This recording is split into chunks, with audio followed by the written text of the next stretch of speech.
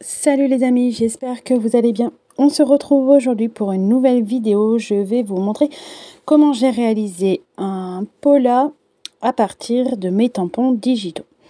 Donc j'ai imprimé mes tampons digitaux sur du papier Clairefontaine et je viens les mettre en couleur au feutre à alcool, et comme vous pouvez le voir, j'ai aucun souci de bavure. Ça marche parfaitement bien. Donc n'hésitez pas à mettre pause sur la vidéo si ça défile trop vite pour voir les combos couleurs que j'utilise. J'ai essayé de respecter le combo couleur en raccord avec les papiers. J'ai pas voulu trop me dissiper dans d'autres couleurs, j'ai envie de dire. Donc je suis restée plutôt dans le combo couleur de la collection bord de mer, c'est-à-dire dans les bleus, les orangés corail pour ce qui est apporter une touche de couleur, mais rien d'autre. Donc là j'ai imprimé donc mes tampons digitaux qui sont disponibles sur Etsy et sur Ko-fi, et n'hésitez pas à vous faire plaisir pendant les soldes. Il y a un code promo sur les deux boutiques, donc sur Etsy et sur Ko-fi. Le code c'est été 2024, donc de quoi se faire plaisir à petit prix. Donc n'hésitez pas à y faire un tour. Donc je les ai imprimés et je les ai découpés à la silhouette pour avoir moins de travail, parce que je déteste ça. Donc je les ai imprimés en taille assez réduite, j'ai envie de dire. Là par exemple le poisson il fait, alors celui que je suis en train de coloriser, je vais pas l'utiliser dans le Pola que j'ai fait, je vais l'utiliser dans une seconde création plutôt, mais il fait 3 cm de large par 3 cm de hauteur. Donc vous voyez, c'est un format assez petit. C'est l'avantage des tampons digitaux, c'est qu'on peut les redimensionner à la taille que l'on souhaite, et vraiment sans perdre aucun détail, j'ai envie de dire. C'est un avantage personnellement que je trouve non négligeable. Quand on veut adapter un tampon à une création, je trouve ça plutôt pas mal. Parce que des fois, on a des tampons qu'on souhaite, par exemple, réaliser en Pola ou ce genre de petits formats, mais qu'on peut pas parce que ça ne rentre pas, ou qu'on est obligé d'utiliser partiellement. On peut pas l'utiliser dans sa globalité, et je trouve ça dommage. Donc, l'avantage des tampons digitaux, c'est qu'on peut les redimensionner. Et comme ça, on a l'intégralité du tampon sur un petit format. Donc là, j'ai essayé de pas trop dépasser parce qu'il y a un léger contour blanc à mon poisson. Donc, j'hésite pas à passer un coup de blender pour garder le contour bien blanc, pardon. Excusez-moi. Donc là, je suis passée au second poisson. Et c'est plutôt celui-là que je vais utiliser dans mon Pola. Donc je suis partie sur un combo couleur orangé corail. Je voulais quelque chose qui ressorte du fond, parce que j'ai l'intention de faire un fond éphémère, effet sous l'eau, vous voyez. Donc je voulais pas un poisson tout bleu, mais je voulais pas trop m'éloigner non plus du combo couleur de la collection. Donc j'ai cherché ce qui se mariait le plus ensemble, et j'ai opté pour ça. Donc les deux poissons sont colorisés plus ou moins de la même façon et avec les mêmes couleurs. Donc là je vous montre pas les capuchons, mais j'ai utilisé sensiblement les mêmes couleurs pour les poissons. Donc là je m'attaque aux tampons digitaux des algues. Je voulais pas les faire en vert, ce vert d'algues foncé. Je voulais plutôt un côté plutôt doux, plutôt comment dire, pas transparent, mais une certaine transparence dans les feuilles, mais assez doux, assez... j'ai du mal à trouver mon mot, bref, je le retrouverai pas. Donc j'ai plutôt opté pour des verres d'eau, j'ai envie de qualifier. Bon là, la caméra, vous n'avez pas du tout le même rendu que moi en vrai. J'ai été un peu sceptique au début sur la couleur que j'avais utilisée, sachant que j'utilise que 2 teintes là, comme vous pouvez le voir, et j'hésite pas à blinder pour apporter un point de lumière et une légère transparence dans les feuilles. Mais une fois que le tampon il est colorisé et qu'il a bien séché, franchement je suis fan du résultat. Ça nous apporte un côté très, très frais et pas le côté algue qu'on peut avoir très, très vert, très foncé. Non, là ça nous apporte un côté complètement différent et j'aime bien ça. Pareil, n'hésitez pas à mettre pause si la vidéo va trop vite pour marquer le combo couleur que j'utilise. Prochainement, il y aura une vidéo mise en couleur au feutre à alcool en vitesse réelle. Ce sera une vidéo qui ne sera pas montée. Donc je l'ai filmée, il manque plus qu'à faire... un peu de montage, mais ce sera une vidéo qui ne sera pas du tout accélérée, ce sera vraiment un temps réel. Je sais que certaines personnes aiment ce genre de vidéo pour pouvoir prendre le temps de voir la technique qu'il faut pour les feutres à alcool. Personnellement, je vais toujours du plus foncé au plus clair. C'est comme ça que j'arrive à faire de jolis dégradés. Dans le sens inverse, je n'y arrive pas. Donc, une fois que tous mes éléments sont mis en couleur, je m'attaque au fond. Donc, j'ai sorti mes Distress. Donc, la Distress Oxide Salty Océan et la Salvage Patina.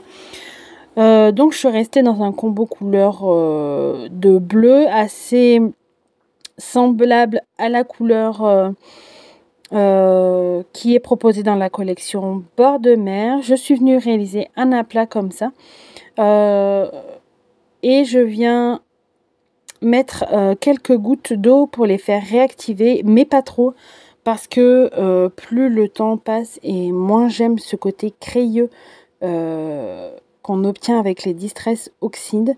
Donc j'y vais vraiment mollo avec l'eau, juste de quoi apporter un effet de gouttelette et un peu cet aspect de goutte d'eau en fait, mais pas du tout pour le côté crayeux, parce que comme je viens de vous dire, j'aime de moins en moins ce côté, donc je les dilue de moins en moins, je les utilise plus en aplat de couleurs comme ça. Donc je viens continuer de travailler mon fond. Je regarde un peu les tampons et les pochoirs que j'ai qui pourraient agrémenter ce petit pot là. Donc j'ai opté pour ce pochoir petit poisson, banc de poisson, et que je suis venue positionner en ton sur ton avec ma Distress Salvage Patina en fait, pour qu'il soit légèrement dissimulé sans contrôler voix. Et franchement j'ai envie de vous dire, j'aurais pu être un peu plus insistante, parce que là à la caméra on les voit très très bien, mais une fois que l'encre a bien séché et que ça a pénétré le papier et qu'on a mis tous les embellissements, on les voit sans trop les voir. Voilà, j'aurais pu avoir la main un peu plus lourde. Donc là je ressors mon pochoir un peu chouchou de cette saison estivale, j'ai envie de dire. J'ai fait quelques petites marques pour savoir comment je vais positionner mon pot là, parce que je vais pas mettre l'ensemble de mon pochoir cette fois-ci. Je veux que quelques mots. Donc pour savoir où les placer, je suis venue faire quelques marques au crayon de papier, comme ça m'évite d'en mettre de partout, et je suis venue mettre ça avec ma pâte à structure Gold que j'aime beaucoup. C'est une marque, c'est une pâte de structure de la marque Stamperia. C'est une glamour paste. Franchement, j'en suis ravie. Je connaissais pas et j'aime beaucoup la texture qu'elle a parce qu'elle est onctueuse et elle s'applique très facilement. Et une fois qu'on l'a appliquée, on obtient un résultat très lisse et avec très peu de volume. Ça nous apporte vraiment une fine couche de doré. Ça fait pas un gros volume comme certaines pâtes de structure apportent. Celle-là, ça fait vraiment une fine pellicule. J'aime beaucoup ça. Donc j'ai appliqué ma pâte de structure avec les pochoirs et je viens compléter mon fond avec un tampon de fond effet petite bulle, petit point pour avoir ce côté encore un peu plus mer. Je tamponne ça à la Versafine noire et je prends pas de bloc acrylique pour avoir vraiment un côté aléatoire du tampon.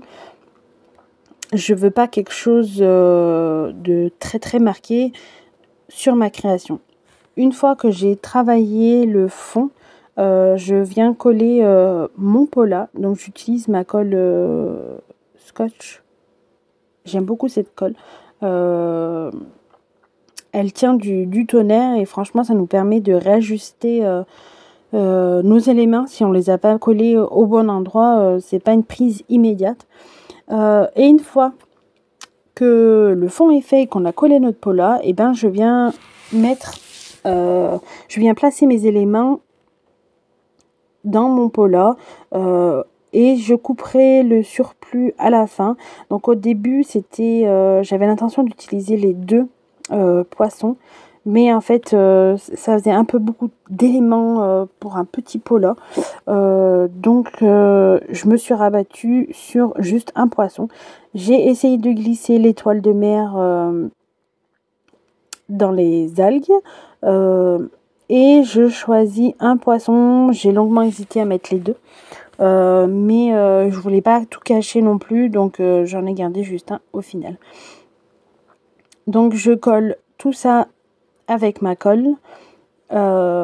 Créer un Pola, ça peut être compliqué dans le sens où des fois on a beaucoup d'éléments à mettre et qu'on ne sait pas trop les harmoniser. On voudrait tout placer alors que il faut laisser un peu d'espace et créer une certaine harmonie dans tout ça. Donc j'évite la surcharge d'éléments dans les Polas. Donc là, je viens encore agrémenter mon petit poisson. J'aimais bien ce tampon, ça faisait un peu effet éclaboussure, étonnement. Prenez-le comme vous voulez. Mais je trouvais qu'il allait parfaitement bien à cette place-là, au-dessus du petit poisson. Donc, je suis venue tamponner. Et dans toutes les découpes d'étiquettes, tout ça que j'ai de la collection, je viens voir ce qu'il me reste et ce que je pourrais mettre pour intituler mon petit Pola. Je regarde, c'est pour ça que j'aime bien tout découper à l'avance. Comme ça, j'ai un visuel sur ce qu'il me reste ou pas, sachant que j'en ai déjà pas mal utilisé. N'hésitez pas à me suivre sur Instagram. J'ai posté un reel où j'ai fait un mini-album avec cette collection, un mini-album en forme de phare. Donc n'hésitez pas à aller voir. J'ai utilisé pas mal de papier et d'étiquettes de cette collection. Et là j'utilise le reste et il m'en reste encore pas mal, sachant que j'ai imprimé les papiers et la planche d'étiquette, tout ça, les cartes Project Lab, je les ai imprimées qu'une fois.